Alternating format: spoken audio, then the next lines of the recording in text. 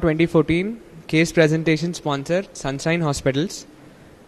The next presenter is Sareena, Bano and M. Saranya.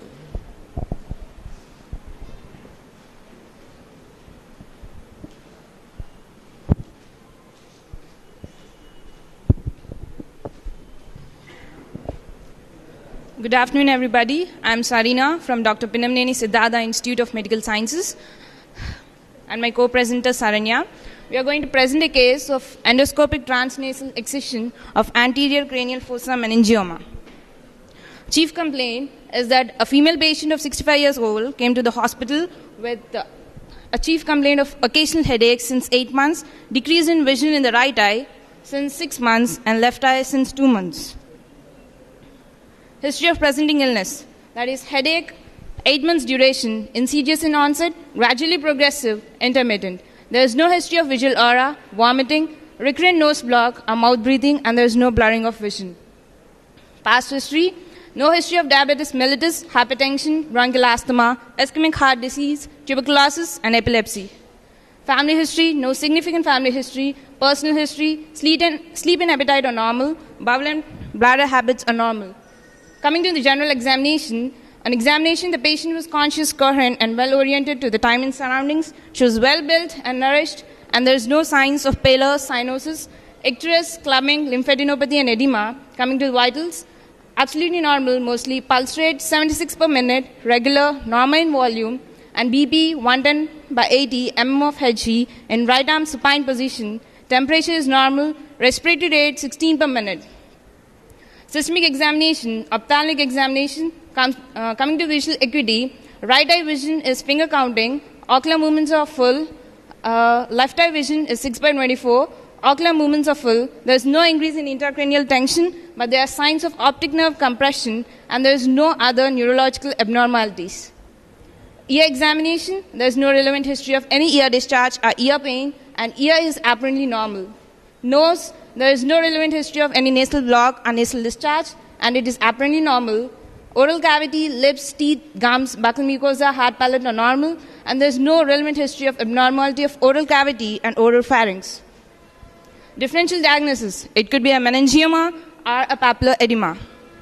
So, investigations, she was investigated by imaging CT and MRI and found to having a meningioma.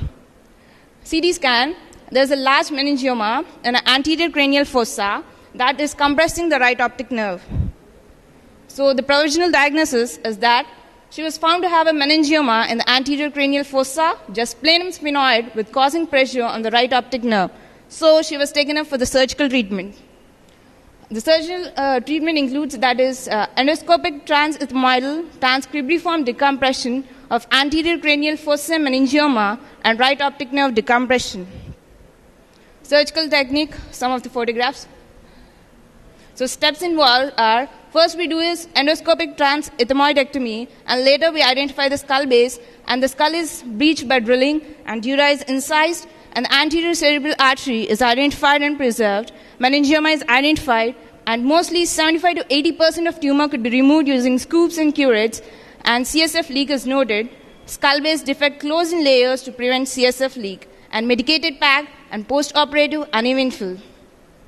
So coming to meningioma, they are the tumors that originate from the meninges, which are membrane-like structures that surround the brain and spinal cord. These are mostly benign and slow-growing, but incidents of malignancy have been also reported. And causes are mostly radiations as well as genetic disorders such as neurofibromatosis. Thank you.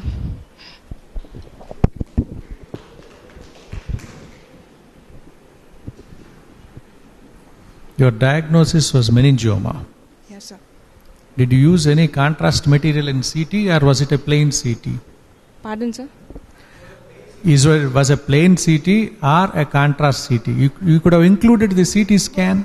Both, sir. The left was the... It's both CT and contrast CT. Do you require contrast in meningioma? Sir? Do you require a contrast in meningioma? For marginal identification, we got the contrast CT, sir. A meningioma enhances without contrast. Okay, that's the reason why in meningitis you have the CT picture. I think you remember. Okay, meninges glow literally.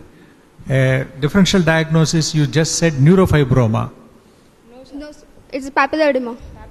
Papilledema was made. Yes. Once you suspected a tumor inside, what were the other differential diagnoses? Meningioma is one.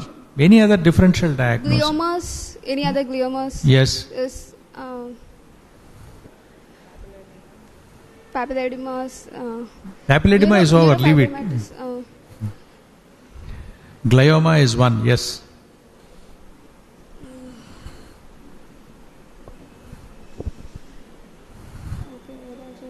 Any vascular ectasia or loop can cause similar symptoms?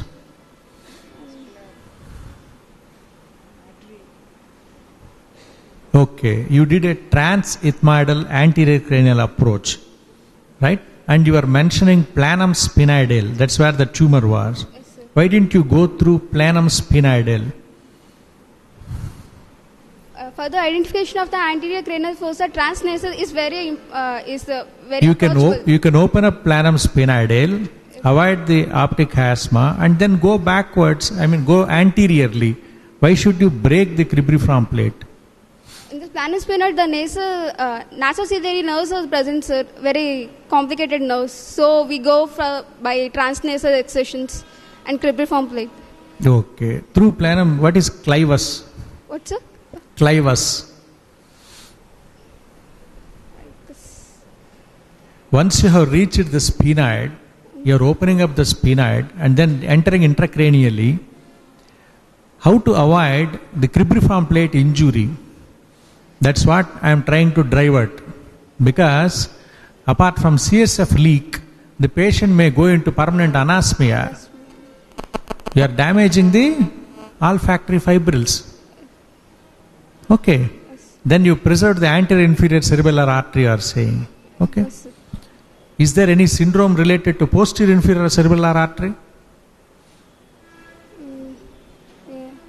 I don't know, sir. Okay, you said it was compressing on the optic nerve. Once you removed the tumor, did the patient regain vision? Yes, sir. Improvement of vision is this. Improvement was there, not Improvement. completely. Not completely. Why, if it was only compression? Why did I come to be a judge here? That's what you must be thinking. These are beyond you, I know. But because with great enthusiasm you presented a beautiful case, I am trying to extract something from you. That is all. Don't worry if you cannot answer. Okay. You understand? Right? Did you encounter any cranial nerves in your path? Cranial nerves. Cranial nerves. You are resecting a big tumor there. Yes, sir. You have done ethmoidectomy. You have gone through cribriform plate of ethmoid. Does any cranial nerve pass by or anything did you encounter Olfactory nerve. Olfactory nerves, sir. apart from that? Apart from nasociliary nerve. Facial nerves, sir. The main No. branch. No. Okay. Right. Nice presentation.